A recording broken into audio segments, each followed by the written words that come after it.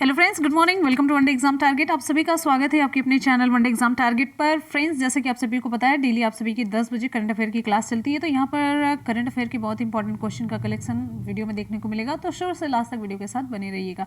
और इसकी पीडीएफ आप लोग वनडे एग्जाम टारगेट के टेलीग्राम चैनल से प्राप्त कर सकते हैं। और टेलीग्राम एप्लीकेशन डाउनलोड करने के बाद आप one day exam target search bar में डालेंगे विदाउट स्पेस, तो आपको ये लोगो देखने को मिल जाएगा। तो वहाँ पर आप लोग चैनल को सब्सक्राइब करके ये पीडीएफ प्राप्त कर सकते हैं। तो चलिए स्टार्ट करते हैं बिना किसी देरी के आज के इंपॉर्टेंट करंट अफेयर। क्वेश्चन है, हाल ही में डीआरडीओ ने अपना कौन सा स्थापना दिवस मनाया? यानी कि डीआरडीओ के द्वारा कौन सा स्थापना दिवस मनाया गया? ऑप्शन यहाँ पर हमारा डी सही हो जाता है, 63वां। विकल्प डी सही हो जाता है, 63वां। डीआरडीओ का फुल फॉर्म, डीआरडीओ का फुल फॉर्म आपको बताना है। तो यहाँ पर देखिए, डीआरडीओ का full form defence research and development organisation, इसका फुल फॉर्म है डीआरडीओ का रक्षा अनुसंधान और विकास संगठन।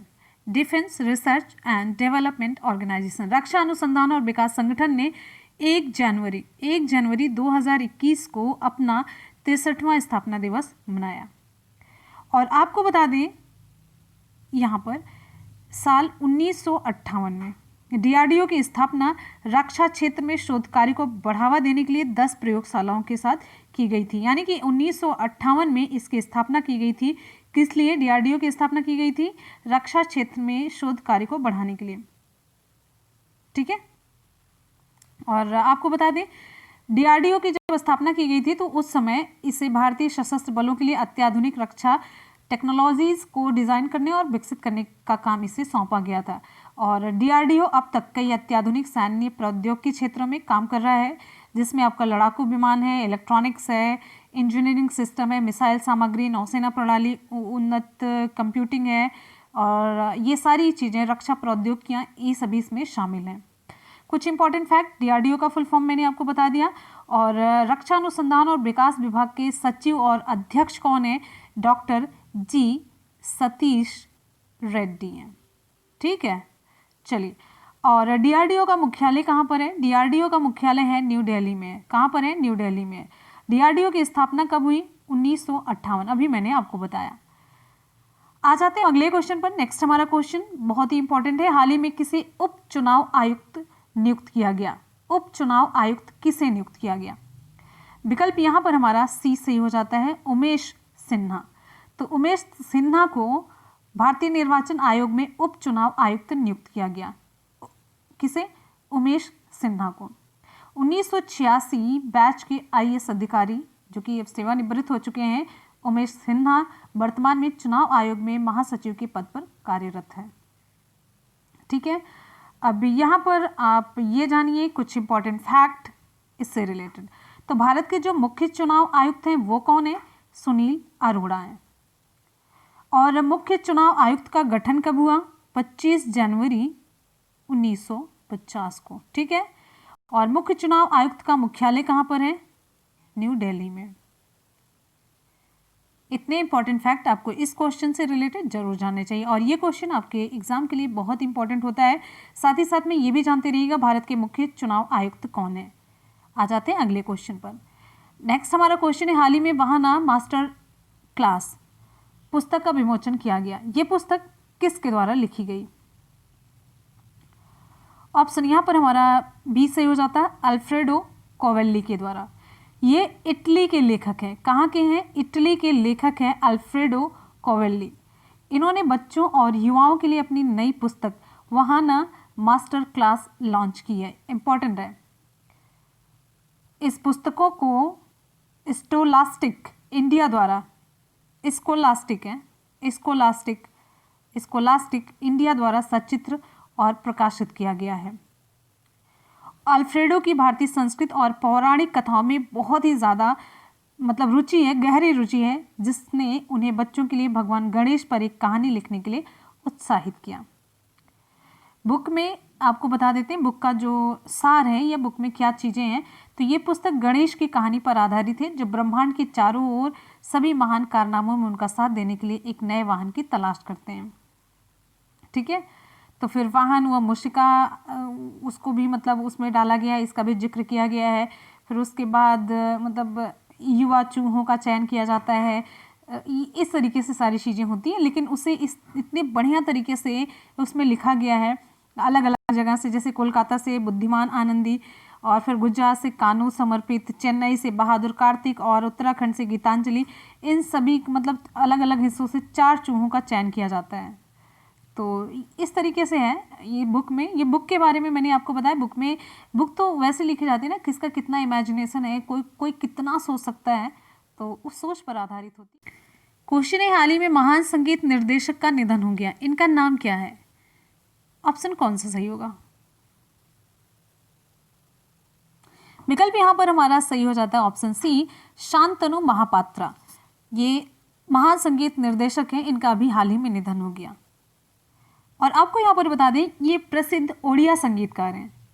ये लता मंगेशकर, मन्ना डे और मोहम्मद रफ़ी जैसे दिग्गजों के साथ काम करने वाले पहले ओडिया संगीतकार होने के साथ साथ हिंदी, बंगाली, असमिया और तेलुगु फिल्म उद्योगों में भी काम करने वाले पहले संगीतकार भी थे। और आपको बता दें, शांतनु महापात्रा, इन्होंने अपने 3 दशक लंबे करियर के दौरान सैकड़ों ओडिया फिल्मी गाने और जो यात्राएं यानी कि ओपेरा शो, इसके लिए संगीत तैयार किया। ओडिशा खनन निगम के निदेशक के रूप में भी सेवानिवृत्त हुए और महापात्रा को ओडिशा संगीत में उनके योगदान के लिए ओडिशा फिल्म क्रिटिक अवार्ड, क्या नाम है, ओडिशा फिल्म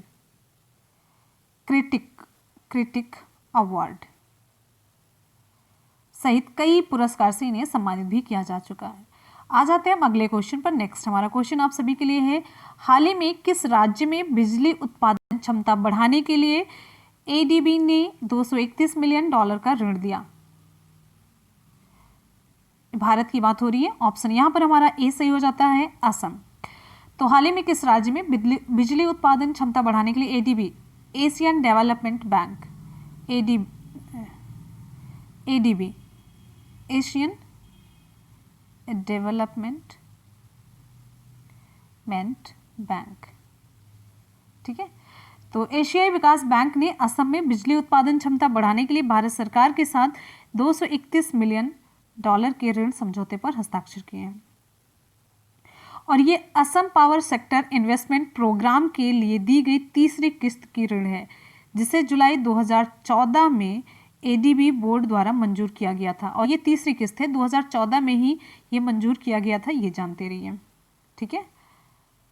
और आपको यहाँ पर बता दें, असम के मुख्यमंत्री कौन है? सर्बानंद सोनोवाल हैं और राज्यपाल प्रोफेसर जगदीश मुखी हैं, ठीक है। और यहाँ पर आपको बता दें, इस परियोजना के तहत 120 मेगावाट के पनबिजली संयंत्र यानी कि हाइड्रो इलेक्ट्रिक पावर प्लांट का निर्माण किया जाएगा। और ये कार्यक्रम असम में ऊर्जा सेवा और वितरण प्रणाली की क्षमता और दक्षता बढ़ाने पर केंद्रित है, ताकि सभी उपभोक्ताओं के लिए बिजली सेवा की उपलब्धता में सुधार किया जा सके। अगले क्वेश्चन पर हम आएंगे। नेक्स्ट हमारा क्वेश्चन है हाल ही में एडीबी ने एचपी में बागवानी का समर्थन करने के लिए केंद्र सरकार के साथ कितने मिलियन डॉलर के ऋण समझौते पर हस्ताक्षर किए? ऑप्शन यहाँ पर हमारा डी सही हो जाता है, 10 मिलियन। एडीबी एशियाई विकास बैंक, एडीबी और भारत सरकार ने 10 मिलियन अमेरिकी डॉलर की परियोजना पर हस्ताक्षर किए। किस लिए? हिमाचल प्रदेश में बागवानी का समर्थन करने के लिए, जिसका उद्देश्य पहाड़ी राज्य जो हिमाचल प्रदेश है इसमें बागवानी उत्पादन और कृषि घरेलू आय को बढ़ावा देना है, ठीक है। चलिए, यहाँ पर हिमाचल प्रदेश के मुख्यमंत्री कौन है? जयराम ठाकुर हैं। और हिमाचल प्रदेश के गवर्नर कौन है? बंडारू दत्तात्रेय हैं। आते हैं हम अगले क्वेश्चन पर। नेक्स्ट हमारा क्वेश्चन आप सभी के लिए है। हमारा अगला क्वेश्चन है, हाल ही में किसके द्वारा SII और भारत बायोटेक को कोविड-19 वैक्सीन के इस्तेमाल को मंजूरी दे दी गई है? ऑप्शन यहाँ पर हमारा सही हो जाता है, ऑप्शन बी, DCGI। DCGI का फुल फॉर्म है drugs controller general of India. Drugs controller general of India ने कोरोना वायरस रोग जो कोविड-19 है इसके लिए ऑक्सफोर्ड एक्स्ट्राजेनेका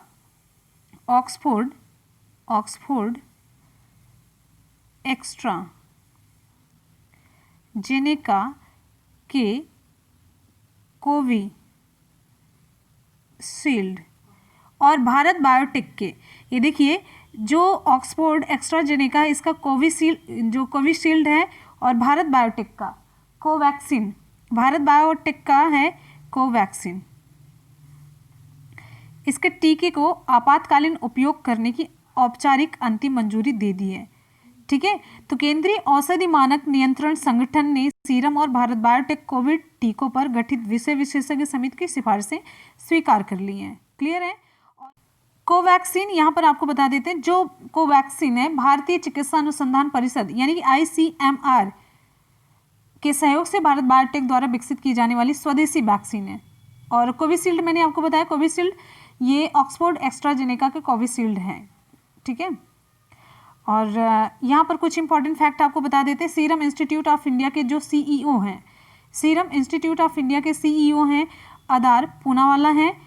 और सीरम इंस्टीट्यूट ऑफ इंडिया के फाउंडर कौन है? साइरस S पूनावाला हैं। और सीरम इंस्टीट्यूट ऑफ इंडिया की स्थापना कब हुई? 1966 में हुई। और सीरम इंस्टीट्यूट ऑफ इंडिया का मुख्यालय कहाँ पर है? ये पुणे में है। क्लियर हो गया। चलिए अगले क्वेश्चन पर हम चलते हैं। नेक्स्ट हमारा क्वेश्चन आप सभी के लिए है, हाल ही में किसके द्वारा RBI digital payments index launch किया गया? ऑप्शन हमारा डी सही हो जाता है, रिजर्व बैंक के द्वारा। तो भारतीय रिजर्व बैंक ने देश भर में डिजिटल और इलेक्ट्रॉनिक भुगतान का डिजिटलीकरण के विस्तार का पता लगाने के लिए एक समग्र डिजिटल भुगतान सूचकांक, जिसे हम कहेंगे डिजिटल पेमेंट इंडेक्स लॉन्च किया है। ये पता करने के लिए डिजिटल इलेक्ट्रॉनिक भुगतान का मतलब ये सब हो रहा है कि नहीं हो रहा है। इस RBI digital payments index DPI में 5 व्यापक पैरामीटर हैं कि यानी कि ये पैरामीटर पर अगर खरा उतर रहा है तो इस तरीके से अगर पूरे पैरामीटर पूरे करें, अच्छा ये तब मतलब है कि ये लागू किया जा चुका है। ठीक है, ये जैसे इसमें आपका है कि पेमेंट इनेबलर्स हैं 5 जो पैरामीटर है, फिर दूसरा है पेमेंट इंफ्रास्ट्रक्चर है, फिर उसके बाद मतलब भारांक दिया गया। जैसे 5 मैंने आपको बताया कि 5 उसको ये 5 पैरामीटर हैं, फिर 5 पैरामीटर के अकॉर्डिंग इसे वेटेज दिया गया। जैसे पेमेंट इनेबलर्स को 25%, फिर पेमेंट इंफ्रास्ट्रक्चर को मांग पक्ष जो कारक है उसको 10%, फिर पेमेंट इंफ्रास्ट्रक्चर सप्लाई साइड, तो पहले वाला जो था डिमांड साइड फैक्टर था, दूसरा सप्लाई साइड फैक्टर, इसको 15%, फिर पेमेंट परफॉर्मेंस भुगतान निष्पादन उसको 45%, मतलब मार्क इस तरीके से दिया जाता है। फिर कंज्यूमर सेंट्रिक, तो यहाँ पर आपका चौथा हो जाता है पेमेंट परफॉर्मेंस भुगतान निष्पादन 45%, फिर हो जाता है कंज्यूमर सेंट्रिसिटी उपभोक्ता केंद्रितता, इसमें 5%। तो इस तरीके से ये यहाँ पर देखा जाएगा कि पूरी में 100% मार्क मिल रहा है कि नहीं है, क्या है, कैसे है। 100% किसी का हो जाएगा तो मतलब ये पूरी तरीके से ये जो है क्या मतलब डिजिटल इलेक्ट्रॉनिक भुगतान ये सब कर रहे हैं। कम होगा तो उसी अकॉर्डिंग ये पता चलेगा, डाटा इकट्ठा कर लिया जाएगा कि हाँ भुगतान हो रहा है कि नहीं हो रहा है। ठीक है, अब यहाँ पर कुछ इंपॉर्टेंट फैक्ट आपको बता देते हैं। RBI के जो प्रेजेंट टाइम में गवर्नर कौन है? शक्तिकांत दास हैं। कौन है? शक्तिकांत दास हैं। और RBI के ये किस नंबर के गवर्नर हैं? 25वें नंबर के गवर्नर हैं। और इसका मुख्यालय कहाँ पर है? मुंबई में है। स्थापना कब हुई? 1 अप्रैल 1935 में। कहाँ पर हुई थी? कोलकाता में। देखिए यहाँ पर ध्यान दीजिएगा, मुख्यालय तो मुंबई में है लेकिन इसकी स्थापना हुई थी कोलकाता में, ध्यान रखिएगा। अगले क्वेश्चन पर हम चलेंगे। नेक्स्ट हमारा क्वेश्चन दिवस से रिलेटेड है। हाल ही में विश्व ब्रेल दिवस कब मनाया गया? ऑप्शन यहाँ पर हमारा डी सही हो जाता है 4 जनवरी को। ऑप्शन डी सही हो जाता है 4 जनवरी को। World Braille day, world BRAILLE Braille day. ठीक है, तो आपको बता दें वर्ष 2019 से हर साल 4 जनवरी को विश्व स्तर पर विश्व ब्रेल दिवस के रूप में मनाया जाता है। ये दिन दृष्टिबाधित और दृष्टिविहीन लोगों के लिए मानवाधिकार हासिल करने में ये सहयोग देता है और ब्रेल के महत्व के बारे में लोगों में जागरूकता बढ़ाता है। और ये दिन दृष्टिबाधित लोगों के लिए ब्रेल लिपि विकसित करने वाले लुई ब्रेल की जयंती को चिन्हित करने के लिए ये मनाया जाता है, जिनका जन्म उत्तरी फ्रांस के कूपवरे शहर में 4 जनवरी 1809 को हुआ था। ठीक है, और यहाँ पर आपको बता देते हैं थोड़ा सा जीएस से रिलेटेड फैक्ट भी बता देते हैं। ब्रेल क्या है? ब्रेल मतलब एक तरीके से आप कह सकते हैं 6 बिंदुओं का उपयोग करते हुए अक्षर और संख्यात्मक प्रतीकों को मतलब स्पर्श करने संबंधी एक लिपि है। इसमें 6 बिंदु होते हैं। ध्यान दीजिएगा, पूछा जाता है कितने बिंदु होते हैं, 6 बिंदु होते हैं। ठीक है, तो ब्रेल जो 19वीं शताब्दी में फ्रांस में अपने आविष्कारक के नाम पर मतलब लुई ब्रेल इन्होंने आविष्कार किया था, इस नाम पर ये नाम ब्रेल लिपि पड़ गया। तो ब्रेल का उपयोग नेत्रहीन और आंशिक रूप से देखे जाने वाले लोगों द्वारा एक ही किताबों और पत्रिकाओं को एक दृष्ट फॉन्ट में मतलब मुद्रित करने के लिए इसका उपयोग किया जाता है।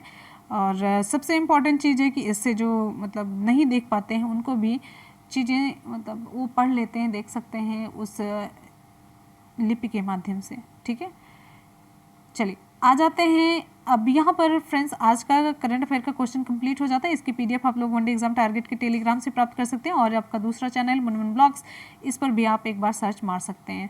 चलिए एक बार करेंगे सभी क्वेश्चन का सुपरफास्ट रिवीजन। क्वेश्चन है, हाल ही में डीआरडीओ ने अपना कौन सा स्थापना दिवस मनाया? ऑप्शन डी सही हो जाता है 63वां। नेक्स्ट है, हाल ही में किसे उपचुनाव आयुक्त नियुक्त किया गया? ऑप्शन यहाँ पर हमारा सही हो जाता है option C, Umesh Sinha. Next है, हाल ही में वाहना मास्टर क्लास पुस्तक का विमोचन किया गया। ये पुस्तक किसके द्वारा लिखी गई? ऑप्शन बी सही हो जाता है अल्फ्रेडो कोवेल्ली। अगला हमारा क्वेश्चन, हाल ही में महान संगीत निर्देशक का निधन हो गया, इनका नाम आपको बताना है। ऑप्शन सी सही हो जाता है शांतनु महापात्रा। क्वेश्चन है, हाल ही में किस राज्य में बिजली उत्पादन क्षमता बढ़ाने के लिए एडीबी ने $231 मिलियन का ऋण दिया? ऑप्शन ए सही हो जाता है असम राज्य में। नेक्स्ट है, हाल ही में एडीबी ने हिमाचल प्रदेश में बागवानी का समर्थन करने के लिए केंद्र सरकार के साथ कितने मिलियन डॉलर के ऋण समझौते पर हस्ताक्षर किए? ऑप्शन डी हमारा सही हो जाता है 10 मिलियन। नेक्स्ट क्वेश्चन है, हाल ही में किसके द्वारा SII और भारत बायोटेक को कोविड-19 वैक्सीन के इस्तेमाल को मंजूरी दे दी गई? ऑप्शन यहाँ पर हमारा बी सही हो जाता है DCGI। क्वेश्चन, हाल ही में किसके द्वारा RBI digital payments index launch किया गया? ऑप्शन यहाँ पर हमारा डी सही हो जाता है रिजर्व बैंक। अगला क्वेश्चन, हाल ही में विश्व ब्रेल दिवस कब मनाया गया? ऑप्शन यहाँ पर हमारा डी सही हो जाता है 4 जनवरी को। तो फ्रेंड्स, इसी के साथ ही आज की करंट अफेयर की क्लास कंप्लीट होती। करेंगे कल के क्वेश्चन का सुपरफास्ट रिवीजन। एक बार जितने भी स्टूडेंट वीडियो को देख रहे हैं फटाफट से वीडियो को लाइक करेंगे, दोस्तों में लिंक को शेयर कर देंगे जिससे कि सभी तक ये वीडियो पहुंच सके। क्वेश्चन है, हाल ही में mother Teresa memorial awards for social justice 2020 की मेजबानी किसके द्वारा की गई? ऑप्शन यहाँ पर हमारा बी सही हो जाता है हार्मोनी फाउंडेशन के द्वारा। नेक्स्ट हमारा क्वेश्चन है, और ये इस वर्ष के पुरस्कारों का जो विषय था celebrating compassion in times of covid ये था, और यहाँ पर मैंने आपको विजेताओं के नाम भी बता दिए हैं। अगला क्वेश्चन हमारा है, हाल ही में विश्व संगीत समारोह में तानसेन सम्मान से किसे सम्मानित किया गया? ऑप्शन सी सही हो जाता है पंडित सतीश व्यास को। नेक्स्ट है, हाल ही में किस वयोवृद्ध ब्रॉडकास्टर का निधन हो गया? ऑप्शन हमारा बी सही हो जाता है इंदिरा जोसेफ वेनियूर। अगला क्वेश्चन है, हाल ही में PCMC ने किसके साथ मिलकर के पहले सोशल इम्पैक्ट बॉन्ड के लिए समझौता किया? ऑप्शन डी सही हो जाता है UNDP। नेक्स्ट हमारा क्वेश्चन है आप सभी के लिए, क्वेश्चन है, हाल ही में केंद्र सरकार ने आयकर रिटर्न दाखिल करने की समय सीमा को बढ़ा करके कितना किया है? ऑप्शन यहाँ पर हमारा ए सही हो जाता है 10 जनवरी 2021। ऑप्शन ए सही होता है 10 जनवरी 2021। नेक्स्ट हमारा क्वेश्चन है, हाल ही में सेल के नए अध्यक्ष के रूप में किसे नियुक्त किया गया? ऑप्शन हमारा यहाँ पर ए सही हो जाता है सोमा मंडल। नेक्स्ट है, हाल ही में रेलवे के नए चेयरमैन और CEO का पदभार किसने संभाला? तो ऑप्शन यहाँ पर हमारा डी सही हो जाता है सुनीत शर्मा। नेक्स्ट हमारा क्वेश्चन है, हाल ही में IOSCO का नया एसोसिएट सदस्य कौन बना है? ऑप्शन यहाँ पर हमारा ए सही हो जाता है IFSCA। सब कुछ मैंने डिटेल में आपको बता दिया है, तो आप लोग वीडियो देख सकते हैं, पूरा मैंने वो बना रखा है, प्लेलिस्ट बना रखी है। ठीक है, हाल ही में PM मोदी ने लाइट हाउस प्रोजेक्ट्स की आधारशिला कितने राज्यों में रखी? ऑप्शन बी 6 राज्यों में 6 जगह पर। तो यहाँ पर डिटेल में ये देख लीजिएगा, PDF हमने शेयर कर दी। तो फ्रेंड्स, यहाँ पर आज के और कल के करंट अफेयर के क्वेश्चन का सुपरफास्ट रिवीजन कंप्लीट होता। चलते हैं हम आज के सवाल की तरफ। हमारा आज का सवाल दिवस से रिलेटेड है, हाल ही में विश्व ब्रेल दिवस कब मनाया गया? विकल्प आप सभी के सामने, आप लोग फटाफट से कमेंट सेक्शन में रिप्लाई करेंगे। हमें आपके कमेंट का हमेशा की तरह इंतजार रहेगा, हमेशा की तरह आपका फीडबैक हमें चाहिए। तो पढ़ते रहिए, मेहनत करते रहिए, सफलता जरूर मिलेगी। इसी के साथ ही मिलते हैं फिर नेक्स्ट वीडियो में, तब तक के लिए goodbye and take care. Thank you so much, love you all, bye bye and take care, जय हिंद।